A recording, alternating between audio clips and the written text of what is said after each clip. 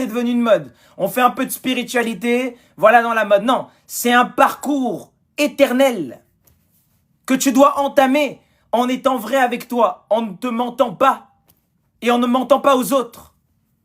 Il faut voir ton organisme, ton corps en globalité, dans sa dimension multidimensionnelle, dans sa multidimensionnalité. Il faut voir ton corps dans tout un écosystème. Il faut voir l'universel pour comprendre le monde. Toi, tu veux comprendre le monde au travers de ta non-maîtrise émotionnelle. Tu veux comprendre le monde au travers de tes pulsions. Tu veux comprendre le monde par par ton intellect, mais c'est impossible. Et c'est pas que ce que je dis, c'est trop abstrait. Lio, tu es trop abstrait, non. C'est que tu es en train de lire les choses. Tu as une lecture trop logique, trop humaine. Tu ne veux pas comprendre que tu es divin. Et c'est ça qui te bloque. Les mystères, les gars, ça se comprend hein, par la métaphysique. Il faut arrêter de dissocier la science et la spiritualité. C'est la même chose. Les anciens n'ont jamais dissocié spiritualité et science. Les gens sont dans les débats, la science, spiritualité, c'est la même chose. C'est juste qu'il y a des ignorants qui ne le comprennent pas. La science est dans une pseudo-bataille pour prouver on ne sait pas quoi. La science découvre aujourd'hui des choses que les initiés avaient découvertes il y a 100 000 ans. Mais aujourd'hui, grande découverte scientifique. Découverte de quoi? Découverte de quoi? Aujourd'hui, on voit beaucoup de posts. Oui, science quantique. Oui, la science quantique a démontré des choses qu'on connaît depuis 100 000 ans. Ils ont démontré quoi? C'est juste que vous, votre esprit logique, vous avez absolument besoin que quelqu'un avec sa blouse blanche vous démontre que tes émotions ont un impact sur ton sang. Tu as besoin que quelqu'un qui soit diplômé d'Harvard te le confirme. Mais la spiritualité, on n'a pas besoin d'Harvard. Hein. On n'a pas besoin. On n'a pas besoin des universités. Tout ce que la science est en train de discuter, on a déjà démontré ça il y a des centaines de milliers d'années. Ils font juste c'est de la comédie tout ça. Il n'y a pas de différence entre la science et la spiritualité. Il faut le comprendre une bonne fois pour toutes. Tout ton corps est magique. Tout ton corps est scientifique. C'est la même chose. Il faut aller en profondeur. Il faut vous étudier. Voir comment la pensée a un impact sur tout ton écosystème.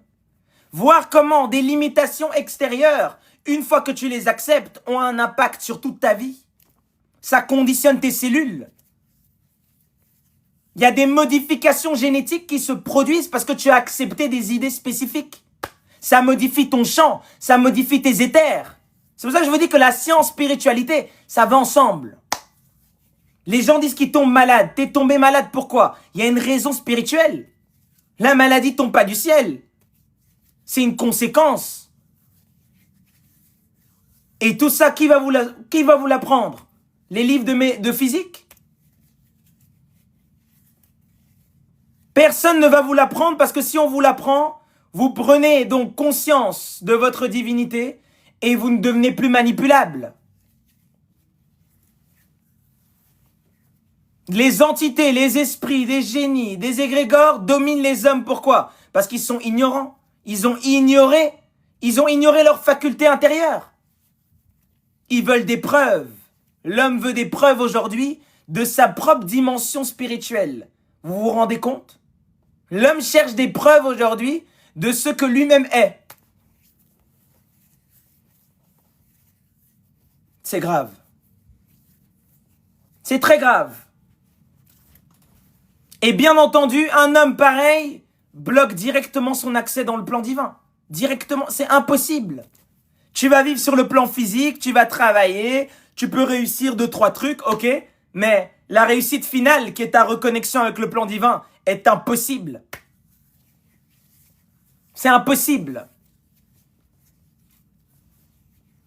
Tout a été inversé, absolument tout. L'arbre de vie inversé. Séphiroth, Clifoth. Les séphirotes sont des Clifoth. Tout est inversé, absolument tout. Pourquoi? Parce que l'homme est ignorant. L'homme est trop ignorant. L'homme dort trop. Il voit des choses dans la nuit, il se dit « Oh waouh, quelle expérience !» Il ne comprend pas qu'il est en train de vivre dans une autre dimension. Une dimension intimement liée à sa dimension physique. Le monde des rêves est aussi réel que le monde physique. C'est la même chose. Mais vous êtes là, non, c'était juste un cauchemar. Hein. Je dormais, j'ai vu des monstres. Bon, c'était juste un cauchemar. Non, les monstres sont là, mon ami. Arrête de dire que c'est juste un rêve. Les monstres que tu as vus là, c'est réel, ils sont là. Oui, c'est des illusions, mais ils sont là, quand même. Donc ne te lève pas le matin en te disant « Oh bon, c'est juste le cauchemar. » Non, non. Non, non. C'est bien réel. Vous savez le nombre d'inventions que l'homme a découvert à travers les rêves? Ou à travers des méditations profondes? Tesla, quand il voyait les machines, c'était en méditation profonde. Tous ces grands scientifiques, tous ces grands initiés de l'époque, ils voyaient quoi? Ben, ils voyaient en se branchant aux éthers. Parce qu'eux, ils avaient bien compris que le monde invisible, il est réel. Pendant que toi, tu doutes aujourd'hui, tu veux des preuves, tu comprends pas que ce monde est bel et bien réel. Tu es assez concentré, tu peux savoir ce qui va se passer demain, ce qui va se passer la semaine prochaine. Tu peux voir. Mais tu n'y crois déjà pas. Donc tu te bloques. Et qui peut venir te pousser à y croire, si ce n'est toi-même? Si toi-même tu dis que c'est faux, ben ça ne va jamais se matérialiser. Ça va rester faux pour toi. Et c'est des pouvoirs que tu occultes par ta propre pensée, par ta propre autodestruction. Aïe. C'est ça le problème. L'homme ne vit que pour lui. Il ne vit que pour ses ambitions. Est-ce que tes ambitions, tes rêves, tes souhaits sont alignés au plan divin? Si ce n'est pas le cas, tu n'iras nulle part, même si ça semble aboutir. Au final, tu verras les répercussions. Parce que tout ce qui n'est pas divin est forcément mauvais. Est forcément contre-évolutif. Toutes les inventions que vous voyez actuellement, les inventions des hommes, elles ont été détournées. À la base, c'était pas ça. Ça devait véritablement amener une évolution dans le monde. Mais vous voyez que tout ce qui apparaît sur le plan terrestre est à chaque fois réinversé. Et ce même maintenant à détruire l'humanité. Tout à la base est pur. Ce qui quitte Keter, c'est toujours pur. Ça tombe maintenant dans le champ, dans le champ des hommes et c'est détourné. Ça sert maintenant des forces sombres au lieu de servir les forces de la lumière. Au lieu de respecter la nature, on se met à la détruire. On se met à détruire la nature. Tu penses que oui, bon, c'est des petits arbres, hein. Ça, c'est juste des abeilles, hein. C'est des petits insectes et puis je m'en fous. De toute façon, moi, je suis l'homme, je suis plus puissant. Mais tu comprends pas qu'en faisant du mal aux abeilles, hein, aussi petites qu'elles soient, t'es en train de te toucher toi-même. Parce qu'elles font partie de toi. Elles font partie de ton écosystème. La nature, c'est toi. Donc, tu respectes pas l'alliance avec le monde divin. Tu es directement en alliance avec des forces involutives, des forces destructrices. Et tu payes les conséquences, toi et les générations qui suivent. Et l'homme se lève le matin, il pleure. Que vraiment, ma famille, pourquoi je vis dans une telle famille, pourquoi je souffre? L'homme oublie même qu'il est responsable de des dingueries qui s'opèrent sur Terre. On est arrivé à là.